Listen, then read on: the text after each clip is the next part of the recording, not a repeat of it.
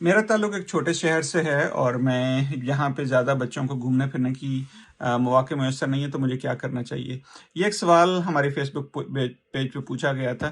تو بالکل میرا خیال یہ ایک بہت کامن ڈیفیکلٹی ہے۔ میں خود بھی ایک چھوٹے شہر میں پلا بڑا ہوں، تو مجھے اندازہ ہے کہ شہر میں جگہ ہوتی، چھوٹے شہروں میں جگہ ہوتا، کوئی پارک ہوتا بھی ہے، لیکن وہاں پر جانا، پہلے تو جو والد ہوتے ہیں وہ کافی کام میں مصروف ہوتے ہیں۔ والدہ کا جو ہے ان جگہوں پہ جانا وہ کافی جو ہے نا وہ مسائل کا باعث بن سکتا ہے۔ اس لیے اکثر اوقات میں نے دیکھا ہے کہ وہ بچوں کو لے جانا چاہتی بھی ہیں، لیکن ماحول کی وجہ سے وہ لے جا نہیں پاتی۔